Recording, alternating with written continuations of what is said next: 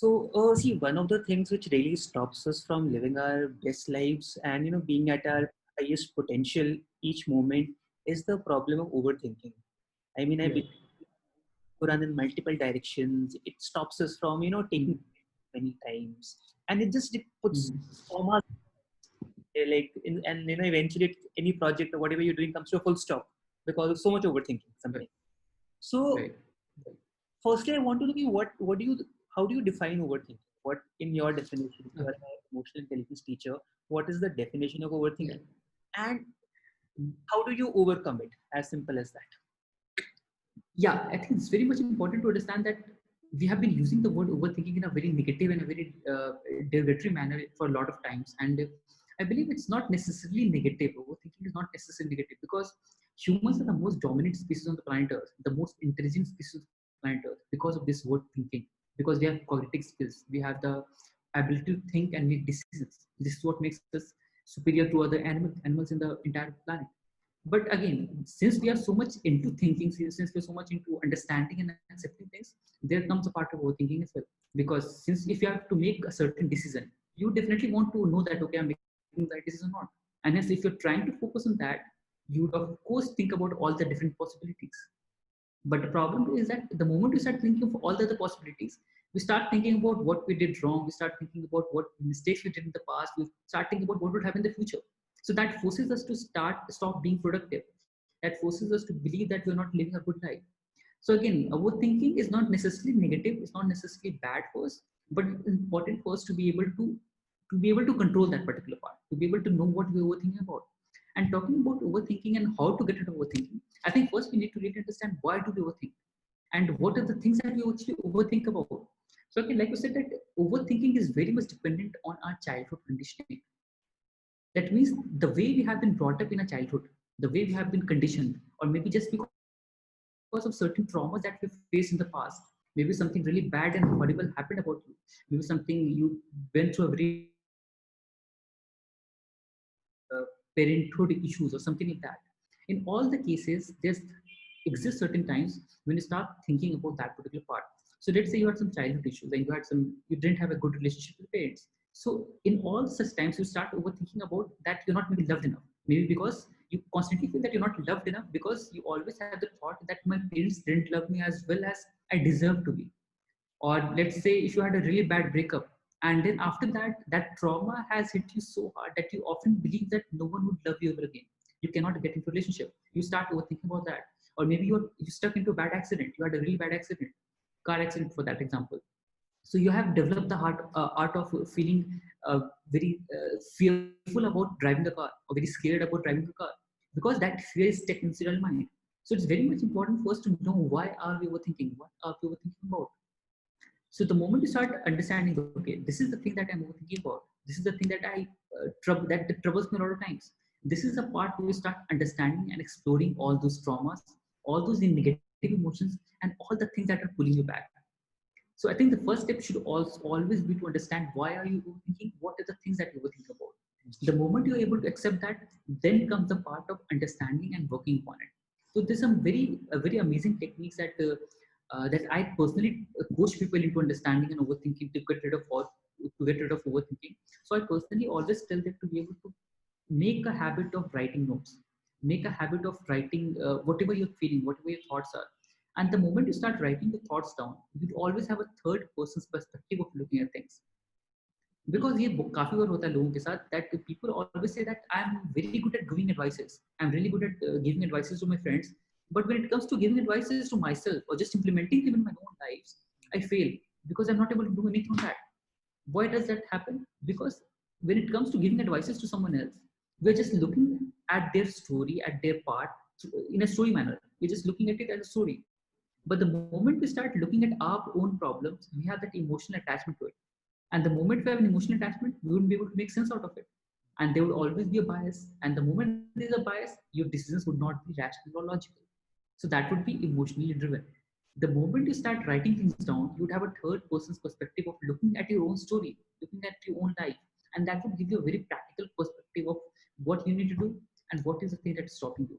So I think developing the art of writing things down definitely would help you a lot in getting rid of overthinking. And then, of course, try to understand why you're overthinking about, try to figure out what you're overthinking about. That would definitely help.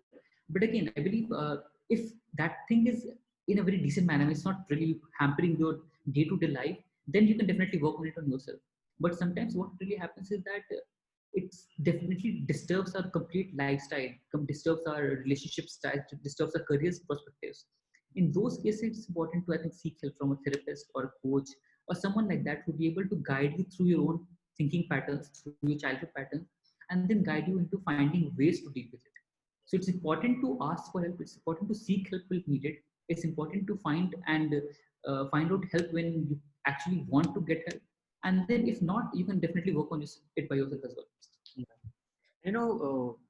One of the things you mentioned is that you disassociate yourself from your own thoughts, your own mind. And Yeah. Sadhguru gives a very nice meditation on this, where he says that you're not this body and you're not this mind. Right. So this body is not yours. It's just the food you have eaten all your life. It's just a Right. combination of the accumulation of the food, and eventually you will become the same. Right. And Yeah. Yes. thoughts. It's just the experiences you've had over the years that's what you call your thought. But what you are is a very soul, is a spirit, is a soul, is a consciousness basically, which is here to Right. live in, not Right. which is here to live its life to the fullest, which is creative. So and I think most of our anxieties and overthinking happens because we associate ourselves with, oh, my thoughts, my current state of health and body. Once you do that, I think you'll be in a better position to deal with overthinking. Absolutely. Absolutely. But Shivam, in scenarios where, say, so there is a spouse or a family member who is Yeah. a lot, and I might know everything, but then they might not know how to control their own emotions and thoughts, and whatever they believe, they genuinely believe that there's the story in their head is correct, and maybe Right. Right. I feel that's not as important, and maybe they are just taking stress for no reason. How do you guide them? And there could be cases where they might not want to visit a therapist. They might be very stubborn about it. Right. Right. Right. How Yeah. do you not fight with them in those scenarios and make them understand it amicably? Ki, "Bhai, please stop over. You're troubling everyone." Right. What do you do in that? Right. Right. I think the most important part about this would be if you're a caretaker, if you're a caregiver to that particular person who's suffering from anxiety, overthinking, or certain things like that, it's important to know that whatever they're thinking, whatever they're feeling, they have developed that because of their own conditioning, because of their own issues in the past. And it might seem really foolish to us, it might seem really stupid to us, but it isn't for them. And that has shaped their entire reality of life. So first thing first, we must try not to judge their part about that. This is a bad thing to do something like that. It's a bad part to think about something like that. The second way would be to just listen to them without offering them any conclusions, without offering them any judgment, or without offering them any solutions. Just try to listen to them. So most of the times, what really happens is that people just want to speak their heart out. They just want to speak whatever that is going inside their mind, and they just want someone who can listen to them. And Right. what really happens is, since we are living in the world where people want to speak before they can listen, and when that happens, they are not able to get up chance to be able to speak their mind out because they're scared of being judged, because they're scared of feeling doubted and everything like that. So just offering them a very healthy lending ear would definitely help them out to express their thoughts, to express their emotions in a much better way. And the moment they start venting out, the moment they start talking about whatever is troubling them, that is the point they would again feel a comfort, a relaxation method to be able to see their own thoughts and to be able to witness your own thoughts in a much practical manner. Because what happens is when you're stuck in your own mind, when the thoughts are stuck in your own mind, you would constantly be repeating them in the same circle, the same circle, the same circle. The moment you talk it with someone, the moment you write it down, you'll be able to gain a much better perspective towards it. And maybe they get a clear perspective that maybe this is not the right thing to overthink about. Maybe I can do something about it. So I think those things would definitely help out. And definitely we can always ask them or help them towards writing things down, or maybe maintaining a journal, something like that. Maintaining a gratitude journal definitely helps a lot. So just try to write down 5 things every morning. Every morning you wake up, try to write down 5 things that you're grateful for. Ask them to do the same.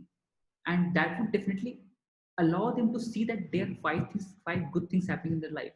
So even if one bad thing happens with their life in that particular day, they would definitely have something to remind themselves that, okay, one thing is going bad in my life, but still I have 5 good things happening in my life. So they would not be dismayed by that. So important, very important to practice some of the things and then allow them to have an open judgment, open way of listening to us with them as well. And I think one of the biggest aspects of well-being is gratitude. I mean, Absolutely. you can have gratitude for things around you, even the smallest of things, the coffee, the drink, Yeah. the coffee you had in the morning. That can really Yeah. improve your day, and you can really feel happy, and Mhm. channel that energy to other things, your work and your relationships, and live a much more fulfilled life, fulfilled day, and such then a life. So if you can learn that practice, I think so. Any techniques you have for people for showing gratitude? Writing down is one thing. Is it through meditation you Mhm. like I have read somewhere that you actually when you meditate you actually feel the emotion when you enjoyed something, like had that cup of coffee. So you need something like that Yes. to work for people, or Absolutely. Absolutely. Yeah, like you said, as like you're saying that as well, that when you're trying to dissociate yourself from your own body, from your thoughts, that is the moment you start understanding your emotions, everything that's going in your head in a much clear manner. So meditation can be done. For me, meditation is not the idea of actually sitting in a lotus pose and just trying to close your eyes and do everything with that. Meditation can be done at any point of the time, even while washing the dishes. You just have to focus on washing the dishes at that particular point. Just imagine, just get into that particular moment that you're trying to clear all the dust, you're trying to clear all the dust particles that from that particular thing, and live every particular moment is meditation in simplest form. That is being mindful in the most simplest forms, and that is a very important part of understanding mindfulness and meditation as well. And it can be done in any part. I think playing sports is another good thing. When you actually are playing sports, I think playing sports is one that particular part of your life when you're constantly and we're completely submerged in that experience.